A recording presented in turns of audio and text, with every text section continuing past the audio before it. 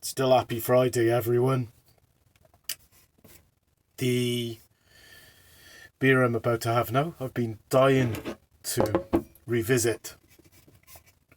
It's back in the Little Beer Festival, and it's Loch Lomand Zoom time.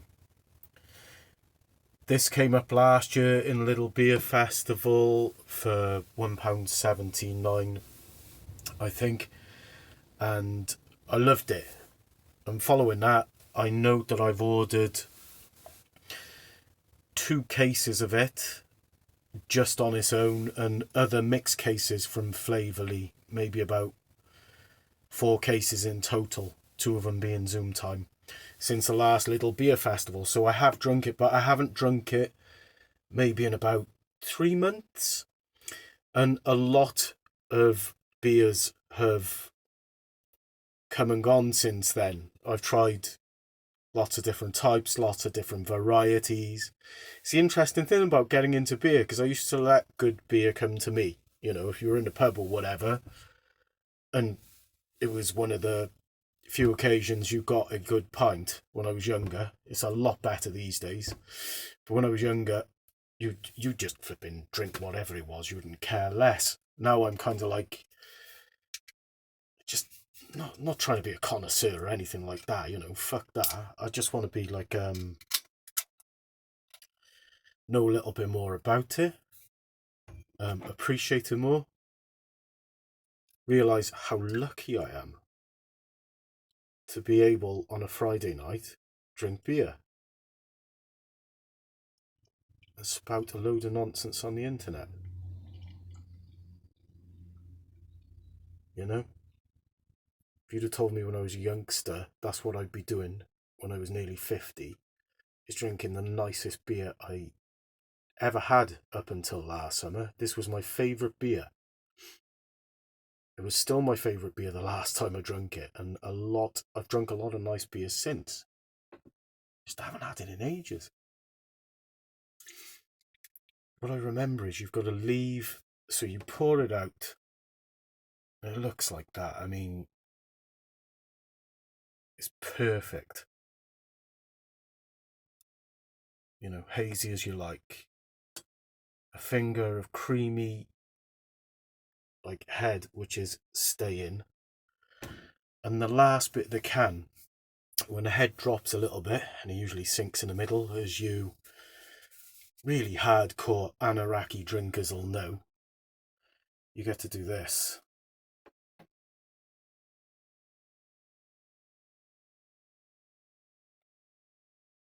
And the last bit is like a flavour bomb. It's some sediment and whatever's at the bottom of the can. But this stuff tastes so much nicer with it. If you don't do that, what I just did, it can taste a little bit bland. And I get why one or two reviewers I've seen were like, they thought it was all right, but they weren't first. I'm not having.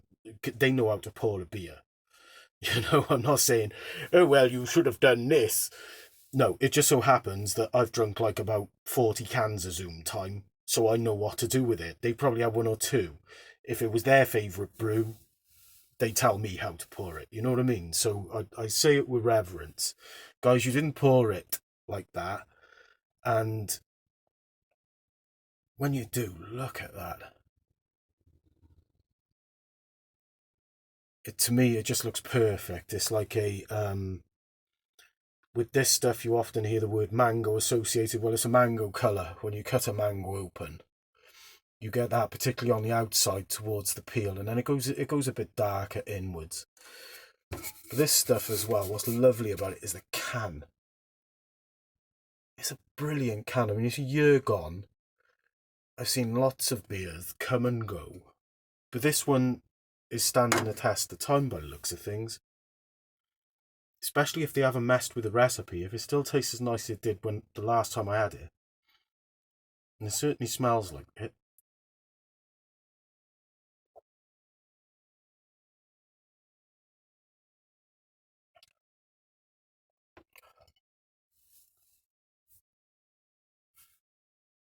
And there it is.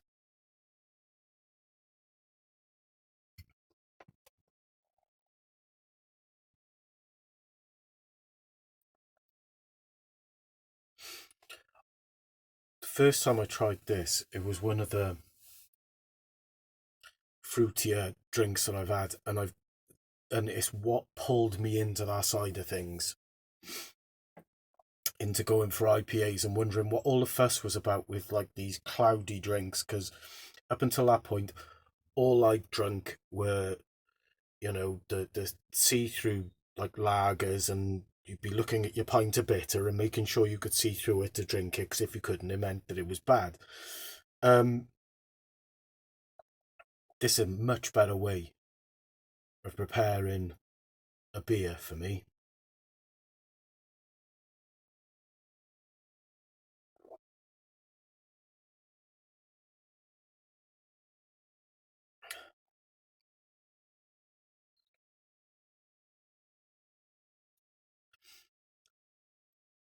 The mouthfeel, the taste, the aroma, everything about this is still absolutely beautiful.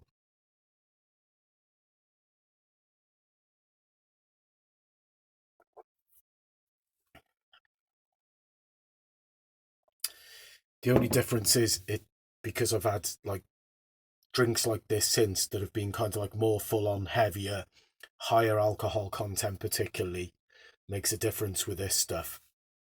It seems to me that you'd go in like with 4.5% on an IPA, and Aldi's do one as well, which is 4.5%. I've reviewed it and it's their 10-4, and that's really good as well. Zoom time and that are similar. That's why I like the Aldi stuff. It's almost like I don't want to admit it because this is more expensive and it was the first one. Yeah, but the Aldi one is a very, very good imitation of that. That's for sure. I mean, I'm going to have to. You can't get the Aldi stuff. That's how good it is. It sells out whenever it goes in a store. It, every one of us who goes in Aldi's is looking for it. Last time I was in there, I think there was 8 cans left. I had a lot. You know, didn't leave any for anyone, so I don't deserve for anyone to leave any for me. However, going back to Zoom time, it's the same stuff as Aldi in the sense that it's the same strength. There's more of an earthiness about the Aldi one.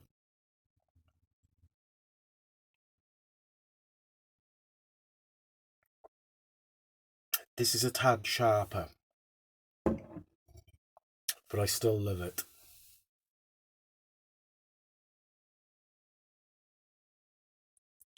This was the first drink that convinced me